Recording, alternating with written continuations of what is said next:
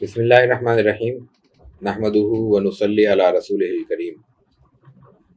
ہمارے اس سلسلہ دروس کی یہ 16ویں نشست ہے اور مدینہ منورہ ہجرت کے بعد کے واقعات ایک تسلسل کے ساتھ ہماری اس نشست میں، اس سلسلہ نشست میں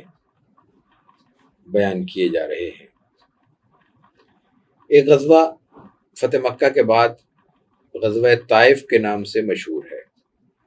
اس کی تفصیلات تو الگ ہیں۔ اس غزوے میں اہل طائف بالآخر صلح پہ مجبور ہوئے۔ ان کو صلح پہ آمادہ کرنے میں رسول اللہ صلی اللہ علیہ وسلم کی جانب سے ایک عرب سردار حضرت صخر رضی اللہ تعالی عنہ کا بڑا کردار ہے۔ مسلمان مشکل میں تھے، اس صلح کے ذریعے ان کی مشکل دور ہوئی اور اس صلح کا سبب حضرت صخر بنتے ہیں جو عرب کے ایک سردار ہیں۔ عرب کے سردار ہیں تو عربی مزاج کے آدمی ہیں۔ سرداری کی اس کیفیت میں اسلام لانے سے پہلے جو ان کے معمولات ہیں، ظاہر ہے کہ وہ ایک مسلمان کے معمول تو نہیں ہو سکتے، ان میں اچھائیاں بھی ہوں گی، خوبیاں بھی ہوں گی، اور کچھ سردار کی حیثیت سے ایسے فیصلے بھی ہوں گے جو درست نہ ہوں، جو کسی کے لیے نقصان دہ ثابت ہوئے، جو اسلامی تعلیمات کے مطابق قابل قبول نہ ہوں۔ انہی میں ایک واقعہ یہ پیش آتا ہے کہ طائف کے بعد کسی موقع پر حضرت مغیرہ بن شعبہ رضی اللہ تعالیٰ عنہ، بڑے صحابی ہیں، جلیل القدر صحابہ میں، شکایت کرتے ہیں کہ ان کی پھپھی کو جناب صخر رضی اللہ عنہ نے اسی عرصے میں اپنے گرفت میں رکھا ہوا ہے، قید میں رکھا ہوا ہے۔ آپ علیہ الصلوۃ والتسلیم کہتے ہیں کہ ان کو واپس کیا جائے، وہ واپس کر دیتے ہیں، آپ کے حکم مان لیتے ہیں۔ پھر کوئی اور صحابی کھڑے ہوتے ہیں، وہ اپنی کوئی شکایت پیش کرتے ہیں، آپ کہتے ہیں کہ ان کی بھی بات پوری کر دی جائے، یہ بھی درست نہیں ہے۔ ایسے کئی واقعے پیش آتے ہیں اور ہر واقعے میں رسول اللہ صلی اللہ علیہ وسلم کا فیصلہ اس عرب سردار حضرت صخر رضی اللہ تعالیٰ عنہ کے خلاف جاتا ہے۔ روایت کا جو ٹکڑا ہمیں پیش کرنا ہے وہ یہ ہے کہ جب مسلسل فیصلے حضرت صخر کے خلاف ہوتے ہیں تو رسول اللہ صلی اللہ علیہ وسلم کا چہرہ انور سرخ ہو جاتا ہے۔ آپ یہ محسوس کرتے ہیں کہ یہ شخص تو ہمارا محسن ہے، اس کے فیصلے سے کسی ایک شخص کو نہیں، یعنی ذاتی طور پر رسول اللہ صلی اللہ علیہ وسلم کو نہیں، پورے مسلم امت کو فائدہ ہوا ہے۔ صلح کے نتیجے میں مسلمان سہولت میں آئے، عافیت میں آئے، اور ہم اس کو اس حیثیت میں، جب وہ ایک ذی حیثیت بھی ہیں، سردار کی حیثیت سے بھی ہیں، دائرہ اسلام میں آ گئے ہیں، ہم ان کو بجائے اس کے کہ کوئی سہولت فراہم کرتے، کوئی اعزاز فراہم کرتے، کوئی انعام اور اکرام کا معاملہ کرتے، مسلسل ان کے خلاف فیصلے کر رہے ہیں۔ لیکن یہ سب کچھ اپنی جگہ، رسول اللہ صلی اللہ علیہ وسلم کے محسوسات بھی اپنی جگہ، آپ نے فیصلہ وہی کیا جو عدل کا تقاضا تھا اور جس کے لیے انصاف آمادہ کرتا تھا۔ جو درست بات تھی آپ نے اس کا فیصلہ کیا، جس کا جو مطالبہ اور دعویٰ درست تھا آپ نے وہ قبول فرمایا اور اس پر عمل کروایا۔ تو اصل قصہ، اصل حکمت، اصل سبق ہمارے لیے یہ ہے کہ یہ اس نوعیت کے معاملات میں انتہائی ایسے مواقع پر بھی جب معاملہ پوری امت کا ہو، ہمیں ہر صورت میں عدل کا ساتھ دینا ہے، انصاف کا ساتھ دینا ہے، اور کوئی بھی وابستگی عدل اور انصاف کے راستے میں حائل نہیں ہونی چاہیے۔ یہ کسی بھی ریاست کے وجود کی ضمانت ہے، اور یہ رویہ کب کمزور پڑتا ہے؟ جب انسانی تعلق کے رویے مضبوط ہونے لگتے ہیں، اور جب یہ رویے مضبوط ہوتے ہیں تو پھر عدل کمزور پڑتا ہے، عدل کمزور پڑتا ہے تو ریاستیں کمزور پڑتی ہیں، اور جب زیادہ کمزوری آتی ہے تو ریاستوں کے وجودوں کو بھی خطرہ لاحق ہو جاتا ہے۔ رسول اللہ صلی اللہ علیہ وسلم کا وہ قول مبارک کس کو یاد نہیں ہوگا، جب ایک خاتون چوری میں پکڑی گئی اور وہ کسی ذی حیثیت اور باثروت خاندان کی تھی، سفارشیں لائی گئی، تو آپ نے ایک ہی بات کہی تھی کہ یہ تو فلاں ہے، اگر اس کی جگہ فاطمہ بنت محمد ہوتی تب بھی اس کے ساتھ یہ سلوک ہوتا۔ یہ کیا تصور کیا جا سکتا ہے کہ آپ علیہ الصلوۃ والتسلیم کی صحابیہ، آپ کی صاحبزادی، اتنی جلیل القدر شخصیت جن کو سید النساء کہا گیا ہے، جنت میں سردار ہیں، آپ علیہ الصلوۃ والتسلیم نے اتنا بڑا لفظ کیوں استعمال کیا؟ محض ذہن کے گوشوں کو بیدار کرنے کے لیے، اور ہمیں یہ سمجھانے کے لیے کہ یہ معاملہ عدل و انصاف کا ہے، اور عدل و انصاف کے معاملے میں ہر شخص برابر ہے، کم از کم اللہ کے رسول صلی اللہ علیہ وسلم کی نظر میں۔ اس کے لیے آپ نے اتنا بڑا نام استعمال فرمایا تاکہ ہمارے ذہنوں میں کوئی الجھن باقی نہ رہے۔ یہ حضرت صخر کا واقعہ بھی ہمارے لیے انتہائی سبق آموز ہے۔ اسی کے ساتھ غزوہ حنین پیش آتا ہے۔ غزوہ حنین میں بھی مسلمانوں کو دقت پیش آتی ہے، اور ایک وقت ایسا ہے کہ مسلمانوں کے قدم بھی اکھڑنے لگتے ہیں، پھر جم جاتے ہیں۔ آپ کے ہمراہی بھی اس وقت ساتھ چھوڑ جاتے ہیں، بعض تتر بتر ہو جاتے ہیں، جیسے حملے میں ہوتا ہے۔ جنگ کا میدان ہے، تلواریں نکلی ہوئی ہیں، نیزوں بھالوں سے مقابلہ ہو رہا ہے۔ رسول اللہ صلی اللہ علیہ وسلم کی رحمت، شفقت، نرم دلی، شجاعت، ایثار، سخاوت، سب چیزیں بیان ہوتی ہیں، لیکن یہ مرحلہ شجاعت کا ہے۔ حضرت برہ جلیل القدر صحابہ میں سے، سیرت کے راویوں میں سے، آپ سے سیرت کے واقعات منقول ہیں۔ وہ کہتے ہیں کہ اس موقع پر میں گواہی دیتا ہوں کہ اللہ کے رسول صلی اللہ علیہ وسلم آخری لمحے تک میدان میں جمے رہے تھے، اور نہ صرف یہ کہ جمے رہے تھے، بلکہ اگر ہمیں کوئی عافیت میسر آ رہی تھی تو آپ کی پشت پہ میسر آ رہی تھی۔ اس جرت کے ساتھ آپ لڑ رہے تھے۔ حضرت علی المرتضیٰ رضی اللہ تعالیٰ عنہ کی شجاعت سے کس کو انکار ہوگا، کس کو کلام ہوگا آپ کے شجاع و بہادر ہونے میں۔ ان کی ایک روایت تاریخ میں محفوظ ہے، وہ کہتے ہیں کہ سب شجاعوں کے شجاع، سب بہادروں کے بہادر رسول اللہ صلی اللہ علیہ وسلم تھے، اور ہمیں جب بھی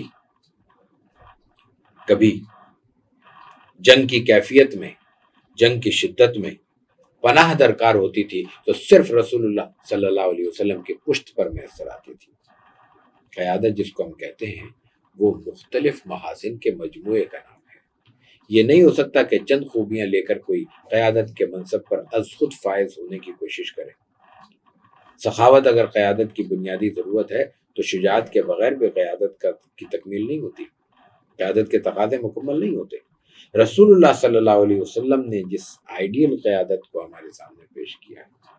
اس میں جہاں ایثار ہے، جہاں سخاوت ہے، جہاں منصوبہ بندی ہے، جہاں وعدے اور عہد کی پابندی ہے، جہاں اپنے ساتھیوں کی حوصلہ افزائی ہے، اور جہاں پہ بر وقت رہنمائی ہے، وہیں پہ شجاعت بھی ہے، بہادری بھی ہے۔ تو رسول اللہ صلی اللہ علیہ وسلم کی شخصیت کا ایک بھرپور پہلو ان غزوات کی صورت میں اس طور پر بھی سامنے آتا ہے کہ آپ کی بہادری تمام صحابہ کرام سے بہت فائق نظر آتی ہے۔ خود صحابہ کے بیان کے مطابق آپ علیہ الصلوۃ والتسلیم سب سے زیادہ جری اور بہادر اور شجاع کی صورت میں ہمارے سامنے آتے ہیں۔ رسول اللہ صلی اللہ علیہ وسلم کی مدنی حیات میں بہت سے واقعات ایسے ہیں کہ ہر واقعہ ہمارے لیے سبق آموز ہے۔ ایک واقعہ دیکھیے، آپ حضرت عائشہ صدیقہ رضی اللہ تعالی عنہا کے پاس موجود ہیں۔ اس کیفیت میں کوئی شخص آتا ہے، ایک شخص آتا ہوا دکھائی دیتا ہے۔ آپ فرماتے ہیں کہ یہ اچھا آدمی نہیں ہے، یہ قبیلے کا انتہائی برا شخص ہے۔ خیر وہ آ جاتا ہے، آپ اس کا اکرام کرتے ہیں، اس سے اہتمام سے بات سنتے ہیں، پوری خوش اخلاقی سے پیش آتے ہیں، اس کا جو بھی کہنا ہوتا ہے وہ سنتے ہیں، جو بھی اکرام کا معاملہ ہوتا ہے وہ کرتے ہیں، اس کے بعد وہ رخصت ہو جاتا ہے۔ حضرت عائشہ کا سوال بنتا تھا، انہوں نے سوال کیا کہ یا رسول اللہ صلی اللہ علیہ وسلم، آپ نے تو اس شخص کے لیے یہ جملہ کہا تھا اور پھر اس کے ساتھ یہ رویہ اختیار کیا۔ رسول اللہ صلی اللہ علیہ وسلم نے کتنی بڑی بات ارشاد فرمائی، کتنی بڑی ہماری غلط فہمی دور کر دی۔ آپ نے کہا کہ وہ بات میں نے درست کہی تھی، وہ بات صحیح تھی، لیکن یہ بھی مناسب بات نہیں ہے کہ کوئی بد لحاظ شخص اگر ہمارے پاس آئے تو ہم اس کے ساتھ بھی بد لحاظی کا معاملہ کریں۔ بد تہذیب شخص ہمارے پاس آئے، گفتگو کے معاملے میں اچھا رویہ نہ رکھنے والا شخص کوئی ہمارے پاس آئے تو بھی ہم اس کے ساتھ وہی رویہ اختیار کریں جو وہ رکھتا ہے۔ انسان کے لیے سب سے بڑی بدقسمتی یہ ہوگی کہ اس کی بد کلامی کی وجہ سے اس کا ساتھ چھوڑ دیا جائے، اس کے پاس آنے جانے سے لوگ کترانے لگے، خوش اخلاقی، خوش مزاجی انسان کی بنیادی ضرورتوں میں سے ایک ہے۔ تو رسول اللہ صلی اللہ علیہ وسلم نے اس کی ہمیں تلقین فرمائی اور کہا کہ یہ خوش مزاجی ہمیں پیدا کرنی ہے۔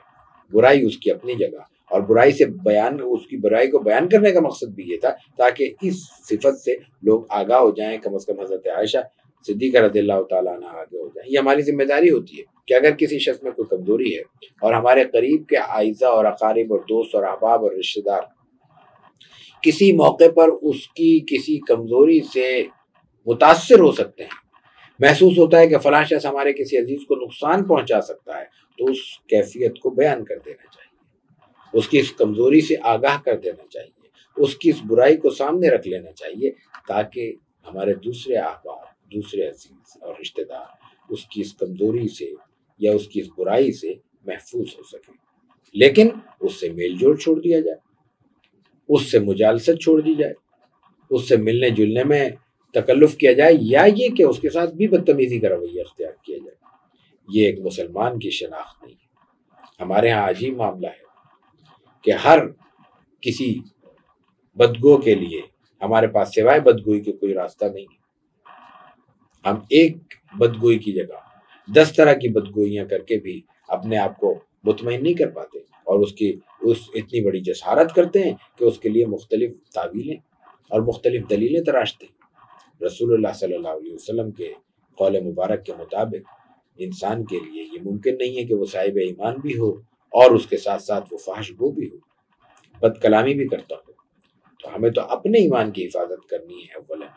دوسروں کا معاملہ تو پھر اس کے بعد ہے، اور اس کا حل یہی ہے کہ ان کو تعلیم دی جائے گی، تلقین کی جائے گی، تبلیغ کی جائے گی، ان کو سمجھایا جائے گا۔ ماننا نہ ماننا تو ہر انسان کا اختیار ہے، اور اس معاملے میں معاملہ انسان کا اور رب کا ہو جاتا ہے،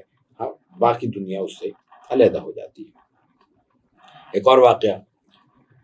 ہمارے سمجھنے کا اور سیکھنے کا، طارق محربی ایک صحابی ہے، وہ نقل کرتے ہیں کہ قافلہ آ کے رکا، وہ لوگ رکے آ کے باہر، وہ ایک تجارتی قافلہ ہوگا، گزر رہے تھے۔ رسول اللہ صلی اللہ علیہ وسلم کا معمول یہ بھی تھا کہ مدینہ منورہ میں خود امیر ریاست ہونے کے باوجود از خود باہر مہمانوں کی خاطرداری بھی کرتے تھے، اور دیکھتے بھی تھے کہ باہر کون لوگ آئے ہوئے ہیں شہر کے باہر۔ انہوں نے دیکھا قافلہ پڑاؤ اختیار کیے ہوئے، اب وہاں جاتے ہیں، ملتے ہیں، معلومات حاصل کرتے ہیں، ان کا کوئی جانور کھڑا ہے پوچھتے ہیں، پسند آتا ہے آپ بھاؤ، ان سے خریدنے کی بات کرتے ہیں، وہ کوئی رقم بتاتے ہیں، آپ بغیر بھاؤ تاؤ کیے وہ رقم لے کے اونٹ لے کر چلے آتے ہیں۔ جب آپ وہاں سے روانہ ہو جاتے ہیں، آپ کی شخصیت کا سحر ہوگا، انہوں نے کوئی سوال نہیں کیا۔ روانہ ہو جاتے ہیں تو خیال ہوتا ہے کہ ایک اجنبی ہم سے جانور لے کے چلا گیا اور اس نے کہا میں ادائیگی کر دیتا ہوں، اگر اس نے ادائیگی نہیں کی، مکر گیا، تو ہم کیا کر لیں گے، یا اس کو ہم کہاں تلاش کریں گے؟ تو ایک خاتون گواہی دیتی ہے، کہتے ہیں پریشان نہیں ہو، میں نے اتنا روشن چہرہ کبھی نہیں دیکھا، اور یہ روشن چہرہ اس بات کی گواہی دیتا ہے کہ یہ ہمیں نقصان نہیں پہنچائے گا، ہمارا مال ہمیں لوٹا دے گا۔ اندازہ کیجیے مسلمان کے چہرے کی روشنی کا، کہ وہ حالت ایمان میں از خود اپنا تعارف ہوتی ہے۔ رسول اللہ صلی اللہ علیہ وسلم کی امتی کی حیثیت سے ہم اگر اس درجے میں اپنا ایمان اور اپنا عمل پہنچا دیں تو یہ روشنی ہمیں بھی میسر آ سکتی ہے کہ لوگ ہمارے چہرے کو دیکھ کر گواہی دیں۔ مومن ہونے کے لیے یہ ضروری نہیں ہے کہ ہم اپنے ایمان کا اعلان اپنی زبان سے کرتے پھریں، کمال تو یہ ہے کہ ہمارا عمل، ہمارا چہرہ، ہمارے جسم، ہمارا وجود ہمارے مومن ہونے کی گواہی دے۔ یہ واقعہ ہمارے لیے بہت بڑا سبق اور ہمارے لیے سیکھنے کا بہت بڑا باعث بن سکتا ہے اگر ہم اس کو اس کی حیثیت سے سمجھنے کی کوشش کریں۔ رسول اللہ صلی اللہ علیہ وسلم کے اخلاق اور ایثار کے درجنوں واقعات ایسے ہیں جو ہمیں بیان کرنے چاہیے اور جن سے ہمیں کچھ سیکھنا چاہیے۔ ایک صحابی ہیں، ان کی شادی کا معاملہ طے ہوتا ہے۔ اس وقت کی شادیاں آج کی شادیوں جیسی نہیں تھی، خاموشی سے شادیاں طے ہو جاتی تھی، اس کو فطری طور پر ایک زندگی کا معمول سمجھا جاتا تھا۔ جیسے ہم دنیا جہان کے درجنوں کام کرتے ہیں، کسی کو خبر نہیں ہوتی، ویسے اس معاشرے میں شادیاں بھی ہوتی تھیں۔ البتہ یہ ہے کہ اس کے اعلان کے لیے رسول اللہ صلی اللہ علیہ وسلم نے ولیمے کی تلقین ضرور فرمائی تھی، جو ایک سنت کے درجے میں۔ تو صحابی ہیں، وہ نکاح کر کے آ جاتے ہیں، ولیمہ کرنے کو ان کے پاس کچھ نہیں ہوتا، رسول اللہ صلی اللہ علیہ وسلم سے وہ ذکر کرتے ہیں، آپ حضرت عائشہ کے پاس بھیج دیتے ہیں۔ حضرت عائشہ صدیقہ رضی اللہ تعالیٰ عنہ کے پاس تھوڑا سا آٹا موجود ہے، آپ اٹھا کے وہ واپس ان کے حوالے کر دیتی ہیں۔ ظاہر ہے کہ چند افراد کے لیے کافی ہوگا، وہ چند افراد کو بلا کے انہوں نے اپنا ولیمہ کر لیا۔ لیکن مزے کی بات یہ ہے کہ اس روز اپنے ایک صحابی کے گھر شادی کی خوشی کی دعوت کا اہتمام کرنے والے رسول اللہ صلی اللہ علیہ وسلم کے اپنے گھر میں پھر فاقہ ہوا، اس لیے کہ وہ جو آٹا اٹھا کے دیا گیا تھا وہ آپ صلی اللہ علیہ وسلم کی اس دن کی ضرورت کے لیے رکھا گیا تھا۔ ایسے کئی واقعات ملتے ہیں جب آپ نے ایک دن کسی کی ضرورت کی تکمیل کی اور اپنے کھانے کے لیے موجود سامان کسی کے حوالے کر دیا، اور اس روز نہیں، اس سے پہلے بھی فاقہ تھا، اور اس روز بھی آپ نے اپنے صحابی کے گھر میں چولہا جلا دیا اور اپنے گھر فاقہ کشی کے ساتھ رات بسر کی۔ رسول اللہ صلی اللہ علیہ وسلم کی سیرت کی یہ جھلکیاں ہماری زندگیوں میں ایک مسلسل ایک شمع کے طور پہ جلنی چاہیے، تاکہ ہم ان سے آپ کے اخلاق کے کچھ پہلو سیکھ سکیں اور ان کچھ پہلوؤں میں سے کچھ حصوں پہ اپنی کمزوری اور ضعف کے مطابق کچھ عمل بھی کر سکیں۔ حضرت فاطمہ رضی اللہ تعالیٰ عنہ، ابھی ذکر آیا، آپ کی چہیتی، آپ کی صاحبزادی ہیں، آپ سے جو تعلق اور انسیت ہے اس کا اظہار تو اس طرح بھی ہوتا ہے کہ رسول اللہ صلی اللہ علیہ وسلم کی وفات کے فوراً بعد 6 ماہ کے اندر وہ بھی دنیا سے رخصت ہو گئی ہیں۔ آپ کا یہ فراق برداشت نہیں ہوا۔ یہی حضرت فاطمہ جس سے اتنا تعلق ہے، رسول اللہ صلی اللہ علیہ وسلم کا بالکل آخری کلام بھی حضرت فاطمہ سے ہی ثابت ہے۔ یہی حضرت فاطمہ اس وقت جب رسول اللہ صلی اللہ علیہ وسلم کے پاس مالی وسائل موجود ہیں، جب رسول اللہ صلی اللہ علیہ وسلم دینے کی پوزیشن میں ہے اور آپ مسلسل دے رہے ہیں، ان حالات میں اپنے لیے ایک خادمہ طلب کرتی ہیں تاکہ وہ اپنے گھر کی کچھ سہولت، گھر کے معاملات میں کچھ سہولت حاصل کر سکیں۔ انہیں چکی بھی پیسنی ہے، خود آٹا تیار کرنا ہے، خود کھانا پکانا ہے، خود دوسری ضرورتوں کی تکمیل کرنی ہے، اور ظاہر ہے کہ اس میں ان کو تکلیف ہے، مشقت ہے۔ کہاں حضرت رسول اللہ صلی اللہ علیہ وسلم نبی خاتم النبیین کی صاحبزادی ہیں، اور کہاں یہ مزدوری کرنا ان کی زندگی کا حصہ ہے۔ وہ طلب کرتی ہیں جیسے آپ نے اور صحابہ کو دیا، آپ کا حق تھا، آپ دے سکتے تھے، بلکہ اوروں سے پہلے آپ علیہ الصلوۃ والتسلیم اپنی صحابی کی ضرورت کو پورا کر سکتے تھے۔ آپ نے اوروں سے پہلے نہیں، اوروں کے بعد بھی حضرت فاطمہ کو اس کی تلقین نہیں کی۔ بہرحال رسول اللہ صلی اللہ علیہ وسلم سے ایک بار حضرت فاطمہ نے جب یہ بات کی تو آپ نے کہا کہ یہ تو صفہ کا حق ہے، دوسرے صحابہ کا حق ہے، ناداروں کا حق ہے، ان کا حق لے کر میں تمہیں نہیں دے سکتا۔ رسول اللہ صلی اللہ علیہ وسلم نے دوسرے غریب صحابہ کو دیکھتے ہوئے اپنے اس جگر گوشے کی اس دعوت کو، اس پکار کو قبول نہیں کیا، آپ کے اس مطالبے کو قبول نہیں کیا، اس درخواست کو قبول نہیں کیا۔ اسی کو ایثار کہتے ہیں کہ انسان اپنی اور اپنے قریبی عزیزوں کی ضرورتوں کو تج کر دوسروں کی ضرورتوں کی تکمیل کرے۔ رسول اللہ صلی اللہ علیہ وسلم کی سیرت کا یہ بہت بڑا پہلو ہے اور ہمارے لیے بہت بڑا سبق۔ وآخر دعوانا ان الحمد للہ رب العالمین۔